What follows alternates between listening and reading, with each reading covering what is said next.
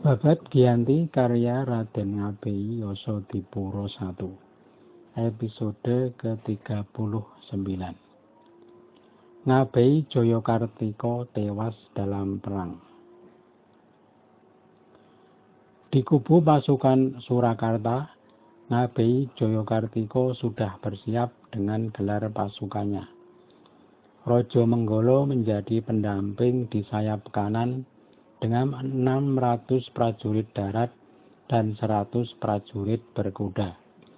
Yang menjadi pendamping sayap kiri seorang warga Pengging dengan prajurit berkuda 70 dan prajurit darat 387. Ke arah barat laut mereka berjalan, mentok di tempat yang agak menggunung.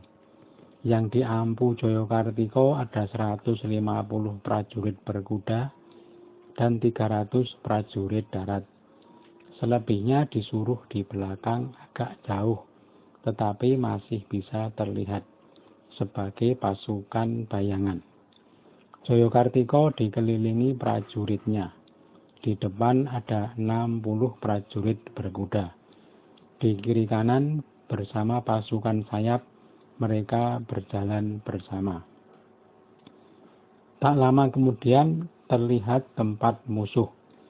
Jayadirja tampak di sayap kanan, disertai Raden Ngabei Singodirja dengan prajurit berkuda sejumlah 40. Dan lagi Ngabei Ahmad Saleh dengan 60 kudanya. Jumlah pasukan sayap kanan 200 prajurit berkuda. Mereka bergerak ke barat daya arahnya. Adapun sayap kiri ditempati Tumenggung Ronodiningrat dan Tumenggung Pusporono, bergerak ke arah timur. Ronodiningrat pasukannya semua berkuda, tidak ada yang berjalan darat satupun, jumlahnya 200 prajurit. Adipati Puger terlihat menempati bagian belakang pasukan. Pandangannya menyapu ke arah barat daya, serta ke sayap timur. Adipati Puger memberi tanda menerjang. Prajurit sayap bertempur duluan. Saling tembak ramai sekali. Pusporono dan Ronodiningrat merangsek ke depan. Di berondong senjata tak berhenti. Keduanya terus mendesak dengan 200 prajurit berkuda. Bersorak-sorai gemuruh, tak berhenti meski terus ditembaki. Tumenggung Raja Menggala terdesak tak mampu menghadapi serangan pasukan sayap Ronodiningrat dan Pusporono. Jebol pasukannya, berlarian saling tunjang. Raja Menggala kehabisan prajurit, lalu lari terusir dari medan perang.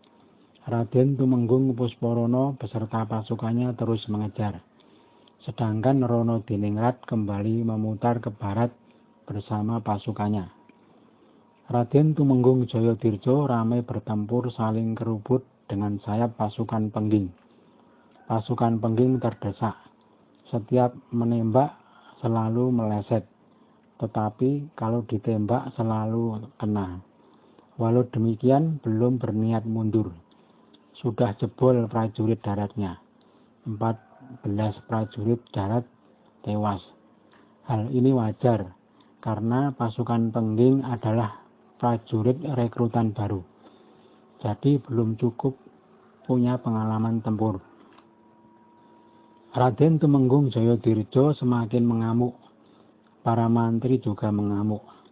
Sayap kiri kanan pasukan Jayakartika sudah dipatahkan. Prajurit di sayap kiri banyak yang mati. Para kerabat Jayakartika berkata, "Bagaimana ini? Sudah patah kedua sayap Anda. Yang kanan duluan patah. Orang kita tidak ada yang mati, tapi sayap kita banyak yang mati. Sepertinya lebih dari 30 orang Pengging yang mati. Apakah Anda tidak mundur saja ke selatan sungai?" Jayakartika tidak menjawab, tapi mukanya terlihat cemberut. Menjadi diam yang bertanya. Mas Ronggo Wirasantika berperang bersama Suryo Nagara. Jayakartika tempatnya di lembah di sisi gunung. Dengan prajurit darat masih ada 200. Mas Ronggo melihat Ngabei Jayakartika turun dari kuda. Berjalan darat tak memakai baju. Mas Ronggo pakaiannya disobek lalu dibuang. Setelah mendekat, Suryonagara berteriak, "Hei Jayakartika, menyerahlah. Sayang kalau engkau harus mati." Jayakartika waktu itu berkain bebet sembogo hijau. Ikat pinggangnya motif bunga dari kain sutra. Ikat kepala jingga berindah. Selama ini selalu dipegang kerisnya. Sekarang mulai dihunus. Musuh semakin dekat tetapi belum memegang tombak. Tidak terlihat orang yang sedang berperang. Seperti hanya jalan-jalan. Memanggil-manggil Mas Ronggo. "Jayakartika, janganlah kamu melawan. Kalau kamu menyerah, sungguh menemui kebaikan." Jayakartika menjawab ketus, "Audzubillah, Tengkorak Sukawati menyuruhku menyerah. Tidak pernah makan beras jatah, beras kasar yang kau makan sampai geripis gigimu. Si Jayakartika makan beras wangi setiap hari. Ciumlah tanganmu, berbau apa, hei babi Sukawati? Jangan tuli telingamu. Kalau di timur Gunung Merapi masih ada 5 bocah saja, mustahil aku menyerah pada monyet Sukawati." Sementara itu Jayadirja dan Ronodiningrat bersamaan datang dari arah selatan mengejar musuh. Ketika kembali, keduanya tepat di belakang Jayakartika. Prajurit yang diterjang banyak yang mati. Yang gagal ditumpas semua lari ke selatan.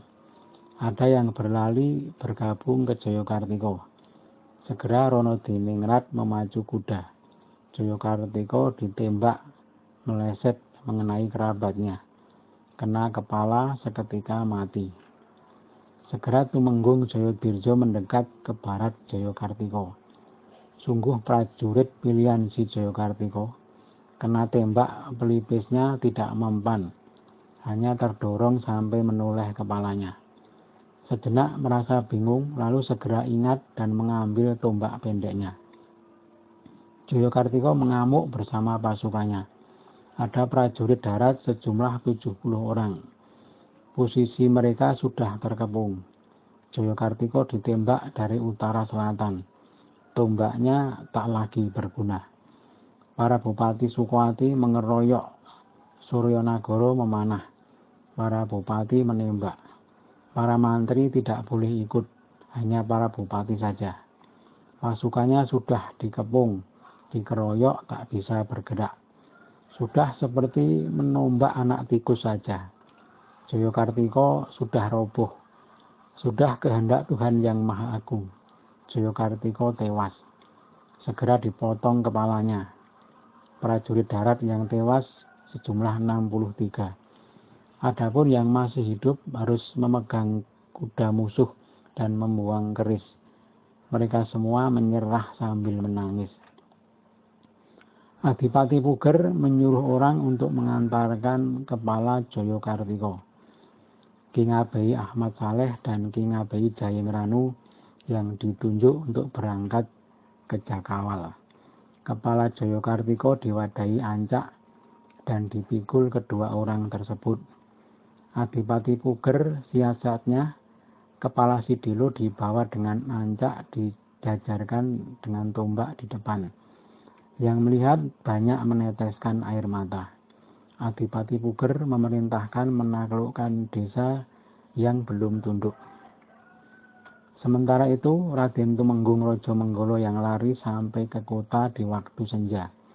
Segera melapor kepada Adipati Sindurjo.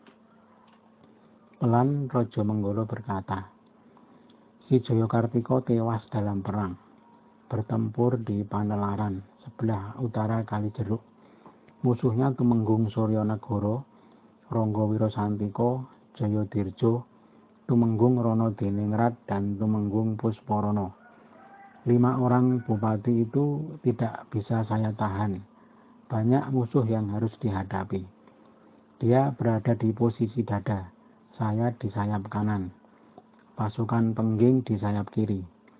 Saya diserang Rono Diningrat dan Puswono, tetapi tidak bisa saya tahan. Lalu saya mundur. Tumenggung Jayadirja memukul sayap kiri, sangat berani dan cekatan. Pasukan Pengging banyak yang mati, jumlahnya 70 orang. Adapun yang menerjang si Jayakartika adalah Rangga Wirasantiko dan Suwandi. Tidak bisa saling menolong karena kami sudah berhadapan-hadapan dengan musuh kami sendiri. Yang mati bersama si Jayakartika 63 orang berada dalam satu tempat. Adipati Sindurjo mendengar laporan Raja Menggala seketika meneteskan air mata. Sindurjo segera mengutus seorang abdi perempuan untuk memberitahu istri-istri Jayakartika. Katakan kalau suaminya tewas di peperangan. Kalian semua berjagalah di sebelah timur kediaman Pangeran Adipati Anom, kata Sindurjo lirih kepada seorang abdi perempuan. Adipati Sindurjo lalu berkata kepada Raja Menggala, "Hei Dinda Raja Menggala, ayo saya bawa masuk ke istana. Nanti Anda melapor sendiri segala yang terjadi ketika Jayakartika gugur."